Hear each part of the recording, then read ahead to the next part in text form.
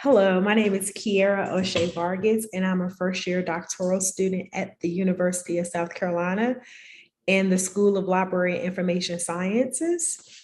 And my ultimate goal as I move forward with the PhD program is to focus on research and revising and revisiting policies to assist with DEI initiatives.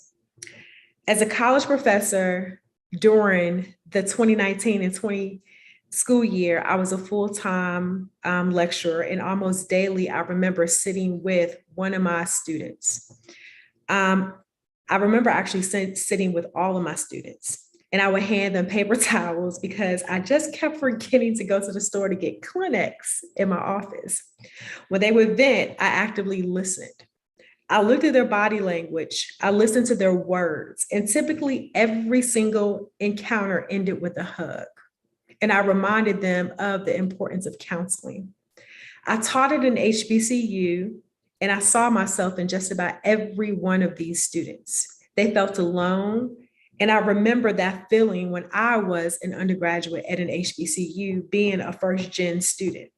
Most of them do not go to counseling, and they don't ask for help because they are unsure of how to ask for help.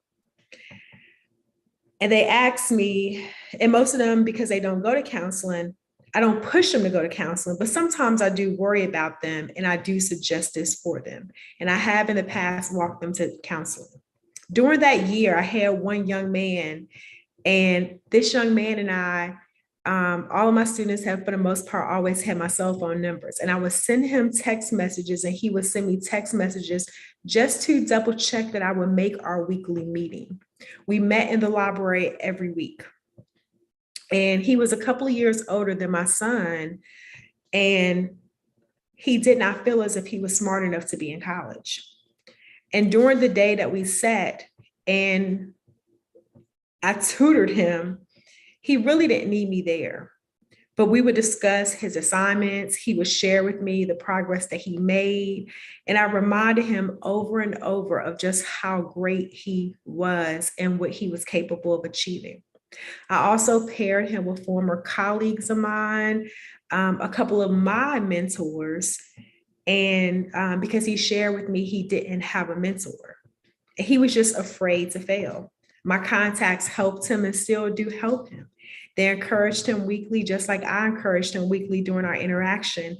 And I constantly just made time for him that semester until COVID hit.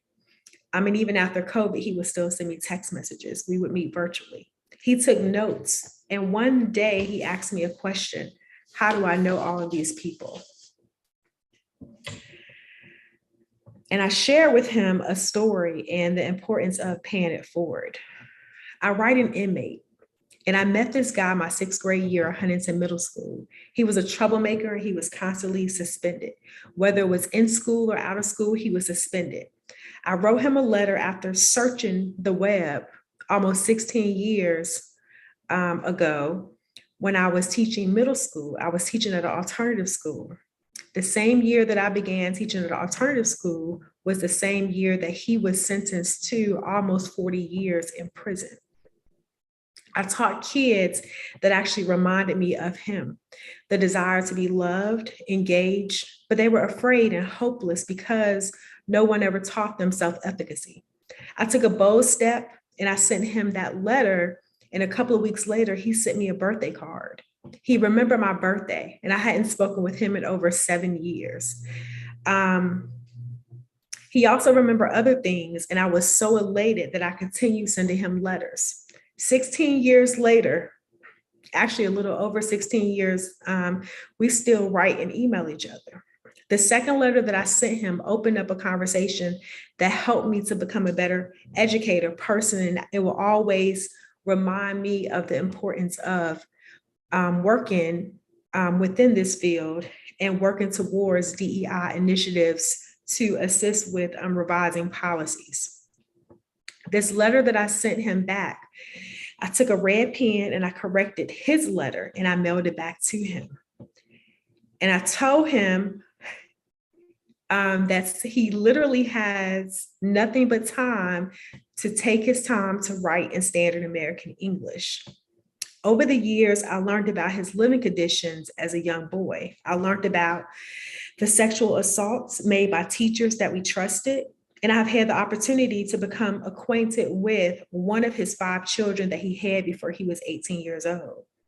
I still remember after I sent him that letter that he told me he wanted to get his associate degree after he obtained his GED, because he had never obtained his GED. And I still remember the copy of his GED that he sent me, and that letter was full of excitement. Over the course of that next year or so, I would send him worksheets and I would send him things that my students and I were doing. He is a 20-some-year-old man, and I'm sending him work that my middle school students were doing. He admitted to me, and I could see through letters, that he was pretty much illiterate. Through his letters, he shared how embarrassed he was when he was called to read. And I always praised him. He shared that I have been his therapist, I have been his mentor, and each time I have planned to visit him, I have actually become scared because I've never visited a prison, although I have taught GED for ex-prisoners in the past. But I shared this with my student to let him know the importance of paying it forward, and those mentors and those colleagues that I shared, that I provided him their contact information, we pay it forward because we want to ensure that our young people are not following in a bad path. I actually write one of his daughters, and we text each other. And I'm assisting her with becoming a lawyer. She wants to become a lawyer.